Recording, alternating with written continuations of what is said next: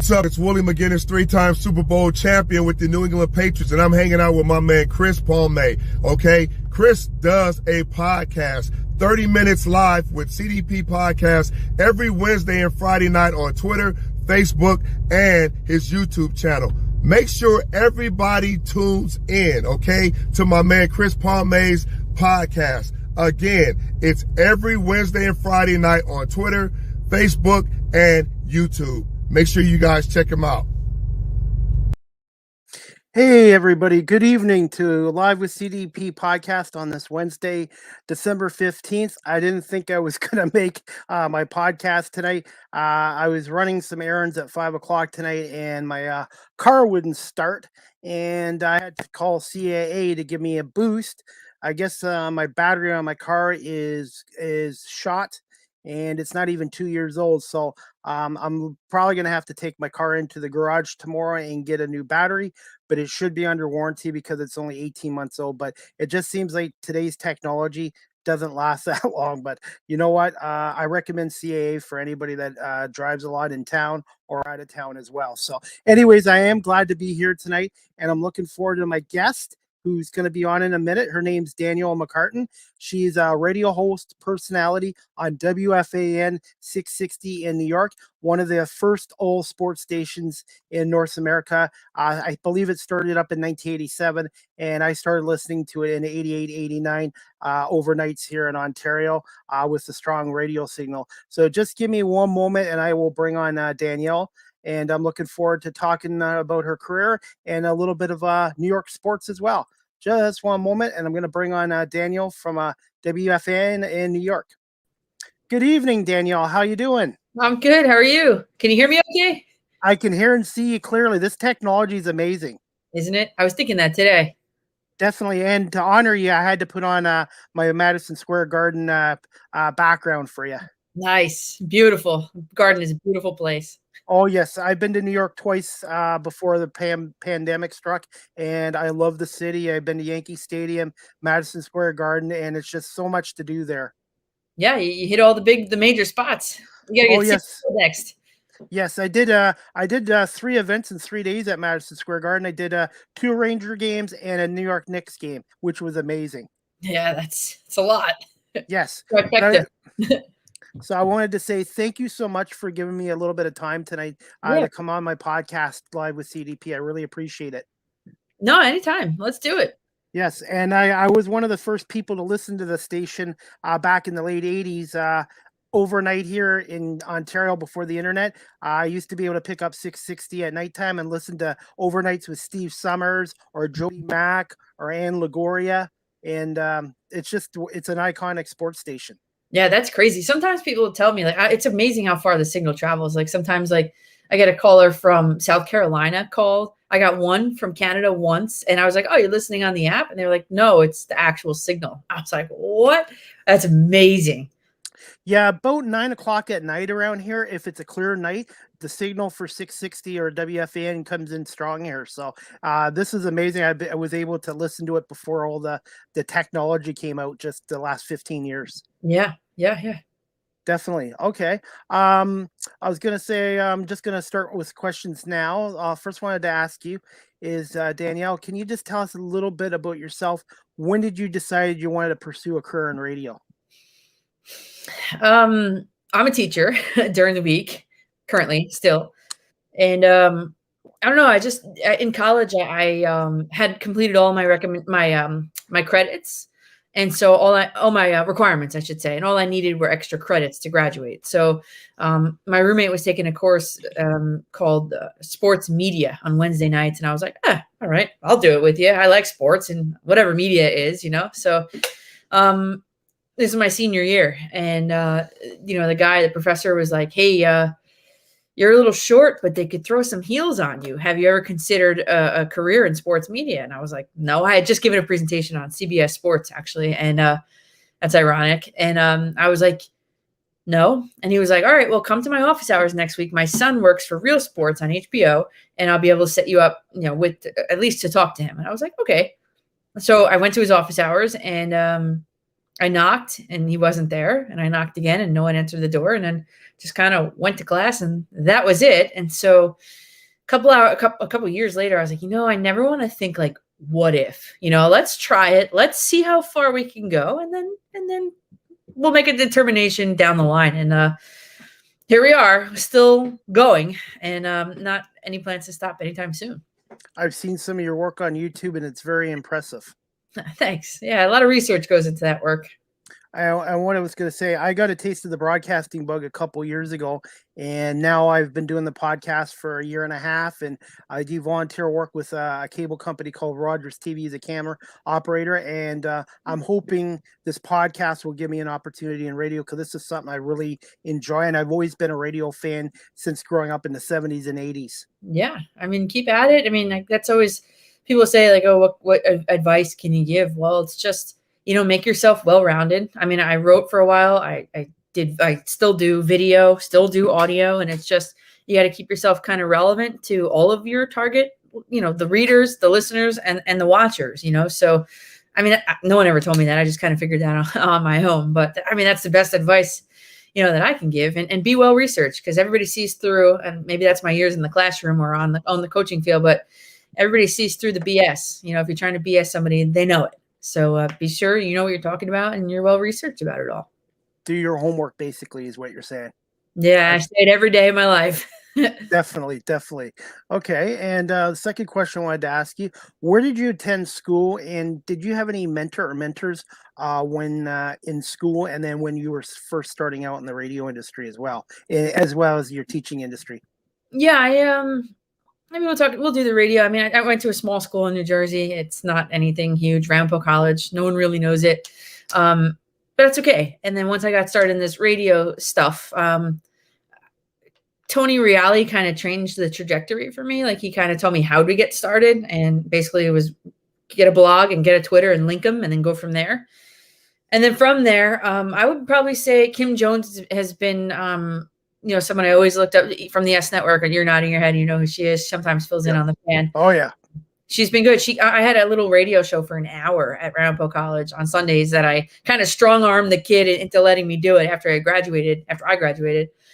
And she was a guest on it. I mean, which was so cool. So it's always kind of like that pay it forward kind of thing. And of course, Laura Oakman, I mean, has been absolutely wonderful to me, and to thousands of people in my position across the country. She has a galvanized boot camp, and I plug it every time I can get, because it's not competitive. It's more of a camaraderie among all the people in the camps. And I don't know, she's just been great. And so, it's just been, a little advice here, a little advice there. But, someone else that not really for media, but I had a women in sports podcast that was actually canceled by, the COVID pandemic, the downturn of advertising money or whatever. But I had it going for about 7 months, and starting in January of 2020. And one of the guests that I had on just kind of reached out to her, Misha Tate. We're like friends now. And this is like so crazy to me to say like, wow, like, and to have her in my corner proverbially and literally, it's just been it's kind of crazy, really, where this takes you. Well, and and then I'm building contacts on here too, Danielle. And I've had guys like Dan Shulman come on here, Bob Sochi, the radio voice of the Patriots, John Murphy of the Bills, and Chuck Swirsky from the Bulls. And it's just amazing. Like, for the first 4 months of my podcast, I had trouble getting guests coming on, and then I just kept working at my podcast. And then somebody came on, and now it's like I'm doing 3 to 5 podcasts a week, and I've been very lucky to get great guests such as yourself to come on as well. Yeah, I have I wish I could take you down into the kitchen, but I have on my refrigerator a bunch of quotes, inspirational quotes. And as you were talking, I thought of one, and I don't really like the Kardashians, but I saw one that the mom, Chris, had said. And she said, if someone says no, you're asking the wrong person. So I kind of, if you keep asking, you keep at it, then of course, people are going to kind of gravitate to it, I feel. Definitely, and reach out. And I reached out with you, and I'm trying. I'm continuously reaching out with people. And also, people don't realize how much work there is in a podcast. They say, "Oh, you're at home, blah blah blah," but you have to produce your shows. You have to book guests to work with your schedule. You have to. It's a lot of work, and this is something I really love, and you have to have a passion for. Yeah, it is a lot of work. And people don't realize that. People just think it's like, oh, just show up and talk sports with a microphone in front of your face. Yeah. Like no, like I started preparing my stuff. I started really today researching the Jets, researching the Dolphins. And I know that game doesn't really matter, but to some people it does. And so I want to make sure that, I do the best I can at all times, no matter what it is. Yeah. I was going to say right now is a tough time for New York sports, except for the Rangers. The Rangers are off to a 18-7-3 start, but the Giants are in a rebuild. The Jets are kind of a little bit of a mess, and the Yankees, they haven't done much in free agency so far. And I was going to say I would say the Rangers right now are New York's best team. Maybe we also have the Nets in Brooklyn. More of a national team than anything really, but those are the two best at the moment for sure. Yeah. I was gonna say the Knicks, I really thought were gonna be in the top 4 or 5 in the East this year. They've gotten off to a slow start. What is the biggest issue with the team in your opinion so far? On paper, it looked like their offseason acquisitions of Fournier and Walker were good ones. It looked like it, was heralded as that. And to me, it fooled me in a way too, because, Kemba Walker just doesn't look the same, and you got Julius Randle still playing that ISO ball. Like he's not a ball handler. Like they have to put some trust in the other guys around him. Like where has Emmanuel quickly been? Can we please increase his minutes? So I just think that they had a problem with depth coming into the season that they thought they solved, and they didn't. And I guess they didn't pick the right people to solve it. So, they started off strong, and then I guess opposing teams just started to figure them out, and they don't have, I think, the personnel to kind of adjust the game plan and go from there. I did. Oh, sorry, go ahead. No, I was going to say that's kind of my little assessment on the Knicks. I was going to say there's no chance of them firing Tom Thibodeau. I think he's an outstanding coach. Me too. I think the Knicks, that's the thing they've been lacking for many years. I'm a Pistons fan, by the way, and I find the Knicks are sort of like the Pistons. Lack of stability with the general manager and the coach, and you need to start getting stability with management and then work with the players. And I'm a Pistons fan right now, and I didn't think the Pistons were going to be great this year, but I didn't see them starting out 4-21 with a 12-game losing streak. And I guess it just shows you, even with all the young talent they have, it doesn't always work out that way. Yeah, and that's kind of sorry. That's a notification coming through. And sometimes, a lot of Giant fans are like calling for Joe Judge's head, and maybe that's the right thing. But to go to 3 coaches in 6 years, whatever it is, it's just too much. It's just how are you supposed to get anything started? How are you supposed to attract any big name free agent talent with all the turnover? So, Giants fans are starting to live the life that Jets fans have lived for a long time here in New York. It's dire. It's dire. It's tough. Who do you prefer, Giants or Jets? People don't believe me when I say I do root for both of them. Like I actually do. Okay. But if they were, I always put it this way: if they were ever to play each other like in the Super Bowl, imagine that. I'd root for the Jets. Yeah. Well, hopefully one day. I do think Robert Saleh. I think he's a good coach, and he just needs time. He needs a little bit of time. If we're choosing between long-term Judge or Robert Saleh, Joe Judge or Robert Saleh, I'm picking Joe Judge. Sorry. I just like the way, I'm not in the meeting rooms, Okay. but I like the way he goes about business, Joe Judge, more than Robert Saleh. Saleh's lost to me. Watching the Jets week in and week out, they can't make adjustments. The quarterback doesn't look like he's getting any better, which was objective number 1 this offseason. So, yeah, if I'm picking between the two of them, I'm going Judge, and that's probably not the popular opinion around here right now, actually. Okay. No, good to know. That's what I wanted to ask you.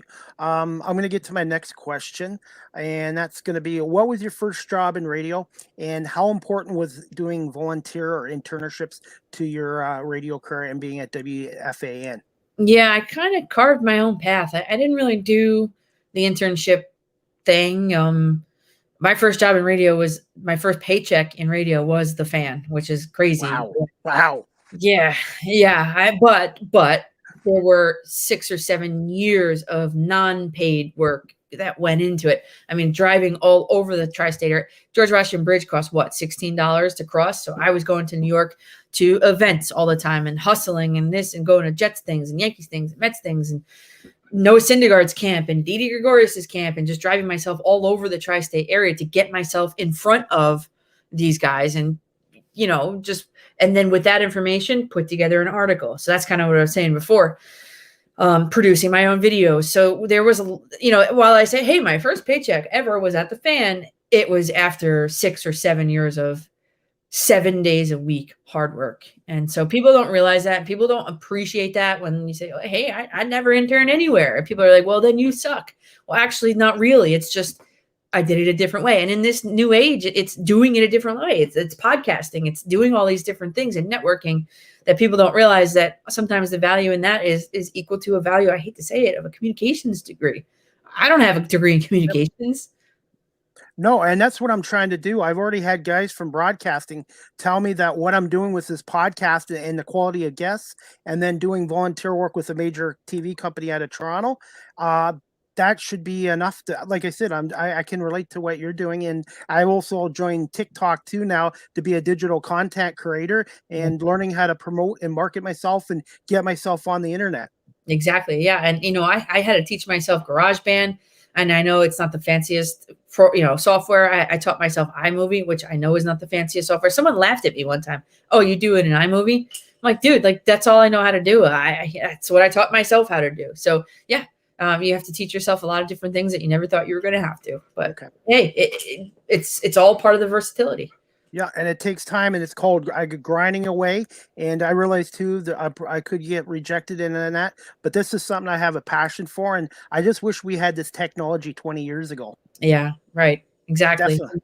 I mean, I'm not a spring chicken, but I say you're about 25, 33. Right? Really? Guess how old I am. Well, you said you grew up in the 70s, so 70, 80, 90, 45. 49. All right, I was close. So I'm but apparently I don't look 49, but you know what? Everybody's been really supportive, and they're saying don't worry about your age, just keep doing what you're doing. Yeah, I got the same advice from a few people actually too in the business. Yeah. Okay. Do I have enough time for a couple more questions, Danielle? Is that okay? Yeah. All right.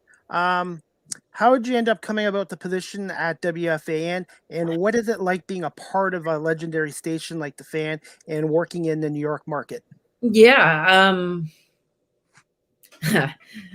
My dad was listening to the Boomer and Geo show one more. I guess it was Geo at the time. And he texted me at school. I was like, what does he want? He never texted me during school hours. And then it said, hey, there's an opening for a Jets beat reporter position at the Fan. So I kind of used Twitter to kind of network and get Mark Chernoff's email address. And I emailed him, and he was like, can you come in my office and meet me tomorrow or Friday? It was a Wednesday, tomorrow or Friday. And I was like, I took a sick day from work, and I went. And I went the next day, and I found myself in the corner office, in Lower Manhattan, like, this is cool. And I didn't realize it was an interview until it was done. I mean, he asked me a couple questions about the 86 Giants, which I wasn't even alive for. It was just a bunch of things. And then at the end, he was like, I want to give you a shot. And I was like, he goes, don't quit your day job to go make $100 a day to go down to the Jets practices. But I want to give you a shot. I'm going to give you an hour of Tony Page's show. And I was like, okay, yeah. And he called me back. He emailed me like maybe 6 months later. And he was like, okay, are you free on August 24th from 3 to 4 a.m.? And I was like, yeah, I am. Yes. And I did it. And it was fun. And I guess working in New York, I mean, probably the best part about it is that we have, think about the number of professional teams in this area. So there's never anything not to talk about, and like, it's just, Yankees, Mets, Giants, Jets, those dominate my shows. And of course you got basketball and hockey as well, which is popular up where you are, but not really. I don't want to say not really in New York, but it's on my show anyway. It's like the fourth topic of war. That's the coolest part. The people are just so passionate when they call about their teams. They're just fanatics, and which is great. And which is not to say that it's not anywhere else in the country. It's just, I was born and raised in here, New Jersey, very close to New York. And it's my fandom too. And it's fun. It's fun interacting with people. I wish I can get out there and meet some people, but COVID, yes. We'll see. Unfortunately, the COVID's gotten bad here in Ontario, and now all the sporting teams as of Saturday are back to 50% capacity because of the outbreaks. And I had a hockey game I was supposed to do camera work this Friday postponed as well. So we're not done with this unfortunately yet. I know. I did see that too. Actually, I saw it came through today or yesterday, and I was like, oh man. I mean, I feel like it's coming next here too, but we'll see. Yeah, because for a while, that first 4 months without sports was tough because, like you, I'm a huge sports fan, and you can only watch so much of reruns from the past, and I just hopefully things don't get shut down, especially the NBA as well. I know, and it is. I don't know if it's trending that direction. I didn't really do the research on the numbers, but yeah, it's kind of tough. But what I did, I watched a bunch of documentaries like the Michael Jordan one. Come on, 10 parts. That was perfect. Like I got my fix that way. And video games. I played a bunch of 2K on PlayStation and a bunch of MLB This Show. That's how I got it. It helped. Like I said, and I hope they come back to New York again because they've been there twice before the pandemic. And I love the city, and the people have been great, and there's so much to see and do there. Yeah, I mean, let me know. Let me know when you're in town. Definitely. Just can I give you 2 more questions? Is that okay? Yeah, let's do it. Okay, I just wanted to make sure. This one I wanted to ask you. I didn't want to say favorite.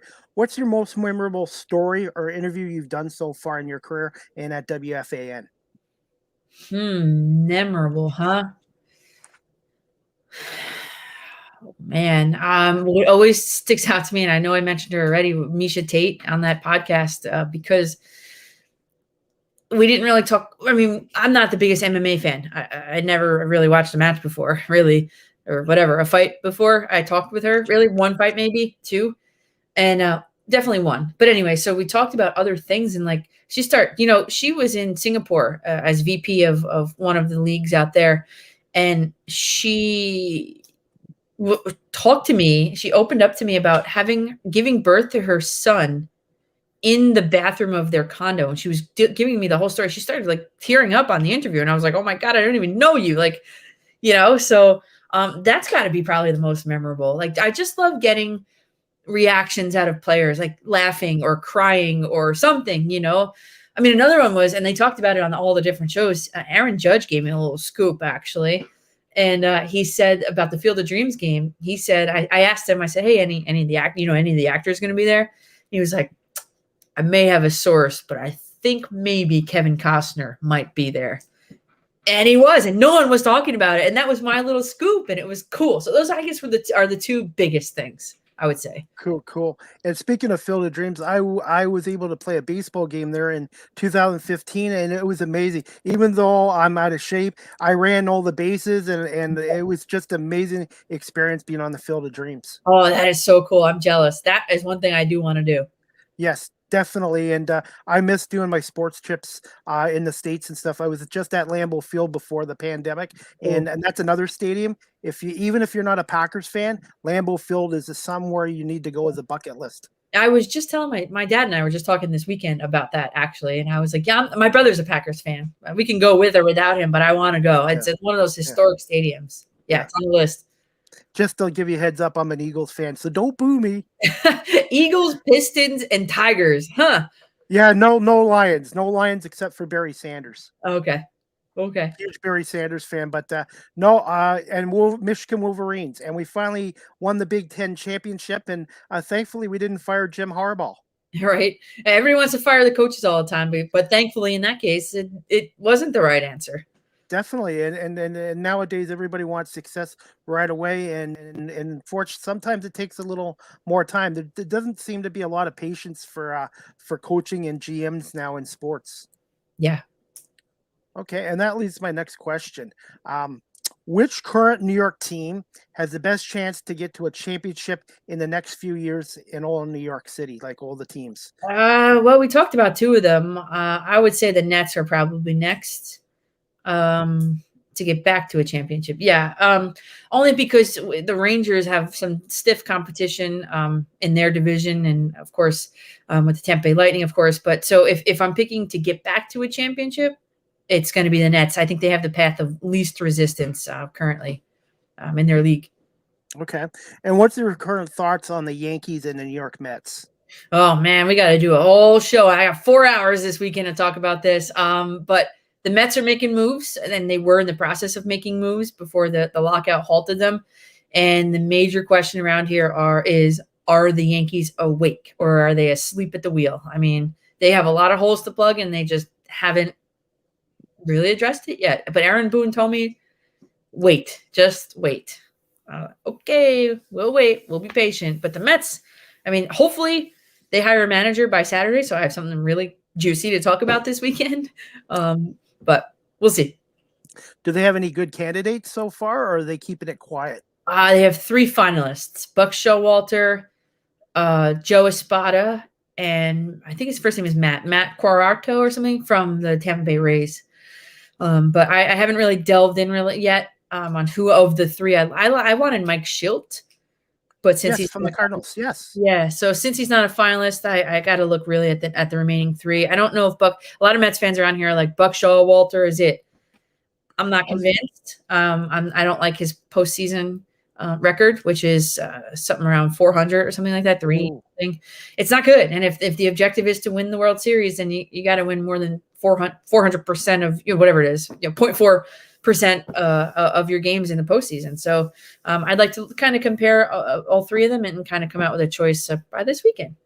Well, I like the guy from the Cardinals they fired. And I don't know. I talked to Charlie Marlowe from the Fan in St. Louis, and he thinks it was political why he got fired, because he has a good track record with the Cardinals. And to me, I think he would be a good fit with the Mets. I agree with you, but Steve Cohen does not agree with us. Yes. Unfortunately. Yeah, he is the final say. Hey, you have a former Tigers pitcher now, Matt Schweitzer, and what I wanted to ask you, what's your take on Baez going to the Tigers? Will he help us Detroit Tigers? I don't know. I did not want the Mets to re-sign him at all whatsoever. 0%.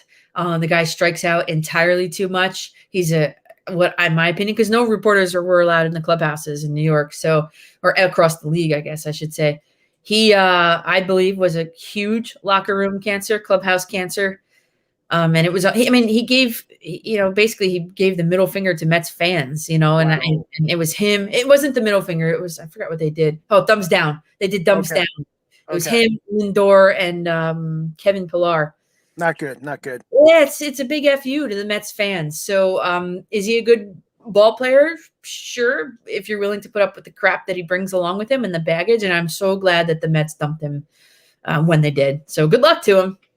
I do think the Tigers might have a manager for him, because AJ Hinch is good with working with young. Whether what you think of AJ Hinch, what he did in Houston and that, the Tigers this year with their talent won 76, 77 games. And to me, AJ Hinch, even if you don't like him, I think he's one of the best young managers in baseball. Sure. It's just the underlying question always is, well, what is he doing now to cheat? So, well, I'm giving him the benefit that he learned from his experience in Houston. We'll see. So, we'll see. I know. So we'll see what happens. But the Tigers are building up their core, and I'm just hoping. I'm hoping there is a major league season this year with this lockout, and I'm hoping it doesn't affect training camp. Yeah, same, because we're gonna have to be watching a lot more documentaries to talk about on the air if it's locked out for a long period of time. I don't know. We'll see. Okay, and the last question, I'll let you go, Danielle. I was gonna say, any advice, not just for myself, for those looking to pursue a career in the radio industry, and where can my audience find you on social media, and when are you on the radio on WFAN as well? Yeah, so the advice I would say is kind of what I said before. It's like, if you want to be, you're not a radio person, right? Because maybe TV wants you. Because I've done sideline reporting for the Princeton Tigers. So it's like, be as well-rounded as possible. Be a writer. Be a producer. Be audio, podcasting. Be a video person. Be all of those different things, so that, like a utility infielder, there's value in those kind of guys where, hey, this is what we need. Hey, you fill that position. Come be a part of our team. Versus like, yeah, sorry, we don't have an opening in video. Try again, try again 3 years. So just be as well-rounded and as versatile as possible, like a utility infielder. That would be my advice. And yeah, social media. I mean, you have it scrolling on the bottom. Twitter at Coach McCartan. That's Instagram as well, at Coach McCartan there too. Yeah, that's my website that I started a long time ago. I haven't had a second to update it, but it kind of serves as a launching point to everything. And if you're on Facebook, it's Coach McCartan as well. I think I got it all covered. I don't have the time to delve into TikTok just yet. I heard you get sucked in. Yes, I have. Yes. I don't want to get sucked into that. And then my next show, I got a bunch of shows coming up over like the Christmas holiday, Christmas to New Year's. But my next one will be this Saturday. Are you Eastern time? Are you the same time as us? Same, yeah, Eastern time, same time as you guys. Yeah, so it'll be Saturday, 10 a.m. Eastern to 1 p.m. Eastern. And I have my first in-studio guest, Madeline Burke from the MSG Networks, works for the Giants, basically. So I'm excited and yeah, ready to get to it. 3 hours on Saturday, 10 a.m. to 1 p.m. on the Fan, New York City. Okay. Wow. I'll have to tune in for the first 2 hours, but then I have a hockey game to be at. And that's another thing I'm going to let you go to.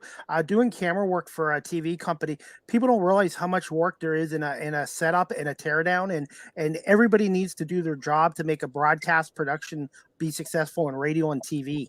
Yeah, and I look around in the ceiling sometimes at the studio and see all those wires. And even when I was doing Princeton basketball, you're stepping over like wires. Wires, yeah. Yeah, like bunches of them. And I'm like, wow, they're there well before the game starts and they're there well after the game starts when everybody goes home. So yeah, people don't realize that, but I didn't realize it either, honestly, being even in media and then not get until I got to Princeton. I was like, oh, wow, look at all this that goes on. Yeah. Okay. I've actually kept you past your 20 minutes, but I just want to say, Danielle, thank you so much for coming on my podcast.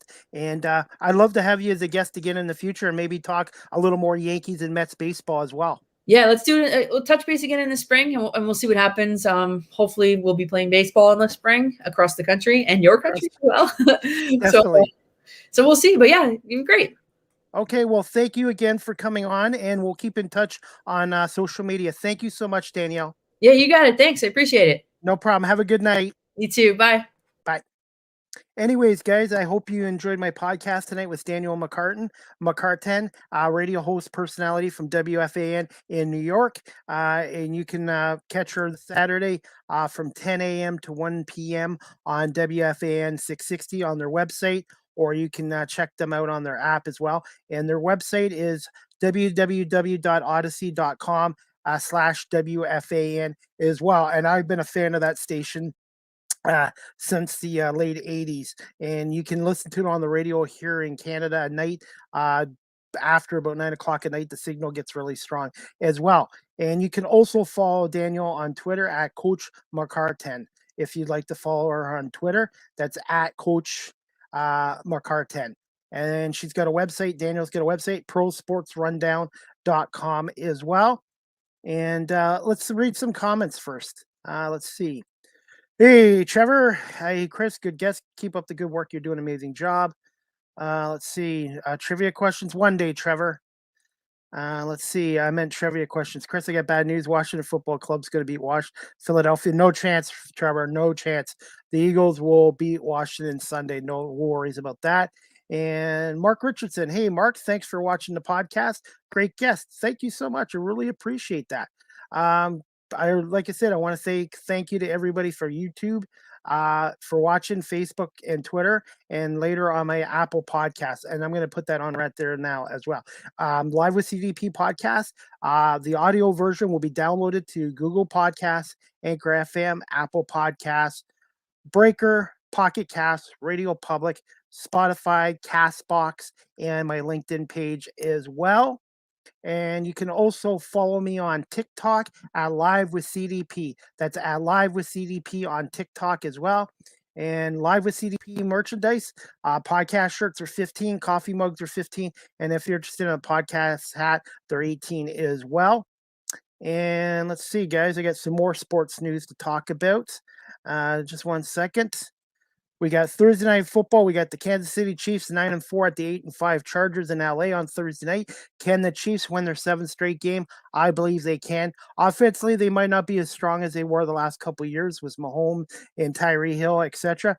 but I think Kansas City's defense is playing great football right now. And in the playoffs, as you guys know, it all starts with the O-line, D-line, and defense. And you always have a chance to win when you have a guy like Patrick Mahomes. Maybe he's not having an MVP type season, but the Kansas City Chiefs, everyone's talking about New England, 9-4. They're the best team in the AFC. But Kansas City's having a down year and they're 9-4.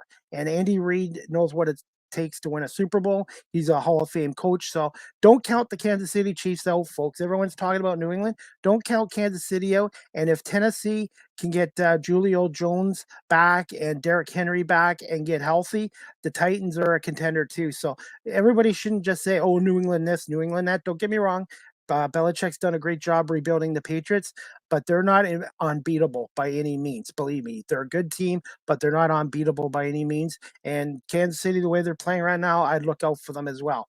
And also, guys, some OHL news. Erie at Guelph, the OHL game this Friday night at 7:30 at the Sleeman Center, unfortunately has been postponed due to 13 members of the Erie Otters having COVID-19. And Kitchener Owen Sound game tonight in Owen Sound was postponed as well for cautionary reasons. And let's just cross our fingers this new variant of the COVID doesn't shut down sports in Ontario again and the OHL again. So let's cross our fingers. And some other news too. This was announced today by the province of Ontario. They're implementing 50% capacity limit for sporting events in Ontario due to the COVID-19, the new variant outbreak in Ontario as of this Saturday, December 18th. So that's going to affect the Maple Leafs, Raptors, and all the OHL teams as well.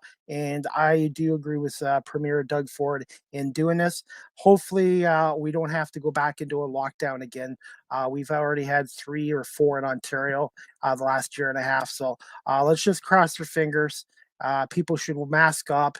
And like I said, guys, we'll see what happens. But it's not looking good. Like I know the NBA right now, the Bulls have an outbreak. And I guess the Red Wings today put on Michael Rasmussen and Robbie Fabry on the COVID list after Tyler Bertuzzi was on the list. So, and then I think 7 Calgary Flames have COVID as well, apparently. So let's just cross our fingers and we don't see a shutdown of pro sports or the Ontario Hockey League. But I definitely agree with this 50% capacity limit for sporting events. And I think this also applies to restaurants and casinos in Ontario as well. So, guys, before I go, I'm going to just show a little bit of Daniel's interviewing work. This one was an interview with New York Yankees legend Sparky Lyle a couple years ago. So I'm just going to play a 2-minute clip of Danielle McCartan's work as an interview with WFAN and interviewing Yankees legend Sparky Lyle. I'm just going to play a 2-minute clip. Drafted by the Red Sox, and it's the most bitter rivalry of all of sports. I wasn't drafted, though. I actually signed with the Baltimore Orioles to start out with. And I guess you would say the Red Sox. I became a Red Sox, I guess it's Rule 25 now. And so that's actually how I got in the Red Sox organization. And then from there, I got a shot at the big leagues because Dennis Bennett, who was their left-handed relief pitcher at that time, was in a terrible car accident. Sorry, Dennis, but it Opportunity helped. knocked. It helped me, and they gave me 2 weeks, so that's how all that happened. And then to go from the Red Sox to the Yankees, Yeah. What was that like for you? Well, it was something that Ralph Houck, who was the manager of the Yankees back then, I really pitched good against the Yankees all the time. I mean, not that I was trying to crush them any more than anybody else, but it just turned out that way. And so Ralph Houck was trying to get me for the past couple seasons before I actually did make the trade, before they did make the trade. And so what I remember the beginning of me leaving the Red Sox was Boog Powell beat me in a game in Fenway. I threw him a slider down the way, and he kind of just reached out. And I don't know if you've ever seen Fenway Park or not, but there's only 3 feet of foul territory down there. Well, his ball hit right on the chalk line. And Eddie Casco, the manager, told me that I couldn't get left-handers out. So we had a few words. And I think that kind of started the ball rolling as far as me becoming a whatever. God knows I didn't know I was going to become a Yankee. Oh, my friend's back. Excuse me. So and you mentioned the slider. Ted Williams taught you the slider. I mean, he is one of the all-time greats. Well, it was just so. To me, there was that was one of the things that happened to me, and I consider that a life-changing thing. Really, I mean, when the Red Sox drafted me in that Rule 25, all that meant back then was I had to go to spring training with the big club, which is where Ted Williams was. Right. So I had pitched that day, struck out 12 in 5 innings. I was feeling good about myself, and sitting in the clubhouse, and he comes in, and he was very loud, and wanted to know where the left-hander was that pitched that day. Of course, I raised my hand. I figured his accolades were coming my way. Yeah. Well, that wasn't true. And he said that he could see my thumbstick. Anyways, that clip was courtesy of Danielle McCartan's YouTube channel as well. So again, I want to say thank you to Danielle McCartan from WFAN in New York City for coming on and talking about her career in radio, how she got started up, and a little bit of New York sports as well. And I hope to have Danielle back on as a guest in the future as well. And you can, again, follow her at Twitter at Coach McCartan on Twitter as well. And just to let you know, guys, the next Live with CDP podcast to be announced. I'm working on more guests, so we'll see what happens. In case there's no podcast next week, what I'll do is do 1 week of the best of Live with CDP for the past year. So in case I can't get any live guests for next week, I might just do 1 full week of the best of Live with CDP and put podcasts on with Jerry Howarth and Dan Shulman and Chuck Swirsky, Eric Smith, and etc. Bob Sochi as well. So I definitely am working hard on getting more guests for the end of December and the new year.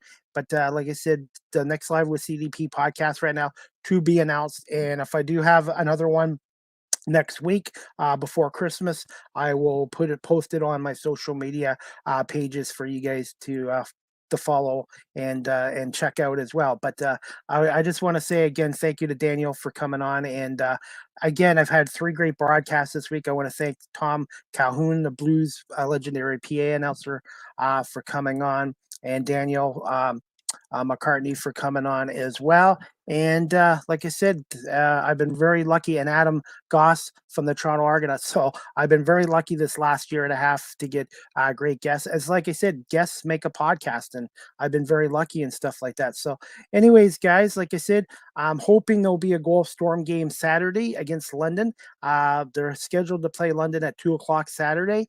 The Teddy Bear Toss game at the Sleeman Center, and I'm scheduled to do camera work for Rogers TV that day. So we'll cross your fingers that the Knights and Storm get their game in on Saturday, but obviously it won't be a full capacity now with Ontario's new rules about 50% capacity again in sporting events and stuff like that, indoor events. So we'll just keep our fingers crossed things get better eventually in the new year as well. So anyways, guys, like I said, I just want to say thank you everybody for watching this Live with CDP podcast, YouTube, Facebook, Twitter, and again on my audio platforms such as Apple and Google Podcasts as well.